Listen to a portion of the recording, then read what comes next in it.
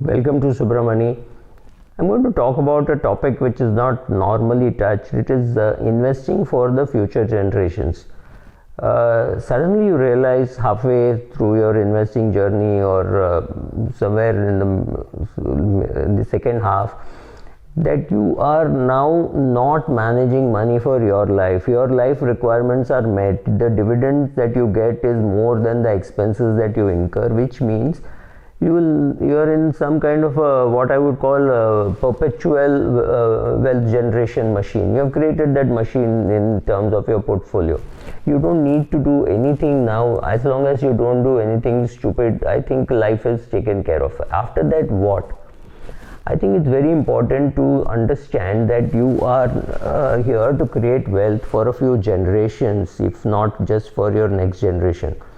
You can do that and you must do that, and if you are optimistic about the future, you will continue to do that. You will not say, oh, I am now 75 years of age, I have to stop creating wealth.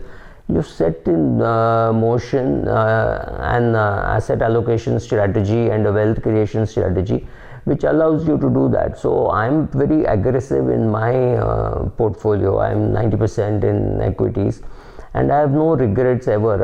I mean, of course, I've seen my equity portion dip alarmingly. I've been in the market in 1993 also, when the market fell 46%. But if you know how to handle volatility and you're comfortable with volatility, and that happens because you know whatever happens, the dividend income alone is capable of taking care of your future requirements. So you can afford to be optimistic about creating wealth for the future generation. But it is not so simple as you think, because it's like, teaching your children that here is a mango tree which I did not plant, my father had planted or my grandfather has planted, or in a worst case scenario, I really do not know who has even planted it. However, the very important thing for me is I did not cut the tree. I took some mangoes from it, yes, and I also planted a few more trees because something could happen to the tree. So I got 50 trees from my father, but I planted another 500 trees so that tomorrow you will have more mangoes. And in case you people inherit this orchard or this grove, whatever you want to call this, remember, you are only a trustee for it. You are just going to manage this for your lifetime. Take what you want and leave the remaining, create more wealth for the next generation. This is exactly how an orchard farmer must be talking to his kids, right? Now, when you are creating wealth for 1 or 2 or 3 generations, it's important for you to teach your children certain values. One, you're only trustees of what you're getting from me and what you're going to add to it, because it is meant for the next generation. Are we worried that somebody will go from riches to rags in 2 generations and 3 generations? Maybe it will happen. Maybe there'll be an unworthy heir in between. You cannot say 3 generations later there will be somebody unworthy and therefore I will not create wealth. For you, it is a wealth creation process. For that person, he doesn't understand this concept, he will go and destroy wealth. So when you are talking money to your children, I think it's very important for you to tell them the following things. One is, this money does not belong to you. You are only a custodian. You are going to pass it on to the next generation. Because you are a custodian, you can afford to, you must increase its value. Maybe for that, if you have to be aggressive for a big portion of your portfolio, because the portfolio has to get bigger.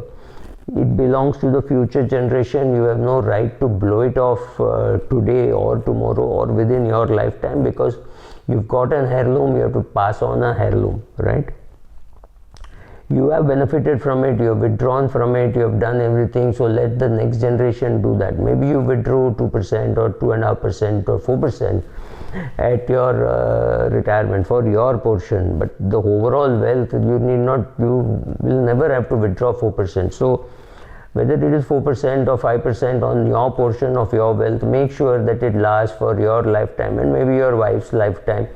Because technically it is possible that the wife lives about 10-15 years longer than the husband, so during that period she should be able to withdraw which means you have 2-3 things to do. First is you have to learn how to invest. Second, you have to teach how to invest, because your wife is going to handle this portfolio for 15 years. Don't say, oh, I've given her the money. That's great, but you have to give the money managing skills. Give it to your wife, give it to your children. All this is important in the wealth preservation and wealth creation mode for the next few generations of your life. You have the obligation to at least give that much adjusted for inflation to the next generation. So keep for yourself that target. If you don't have children, what happens? I really don't know. You should be able to find a nephew or a niece or somebody to whom you can hand over, or maybe some employee of yours to hand over that wealth, right? It will become the job of the last person in the line who does not have an heir to make sure that the amount is very nicely given away, maybe donated to Prime Minister's Relief Fund or anything like that, right? So this is what you do to create wealth across generations. Learn and understand that wealth is just your it's in your custody at this point in time. You have to pass it on to somebody else. Thank you.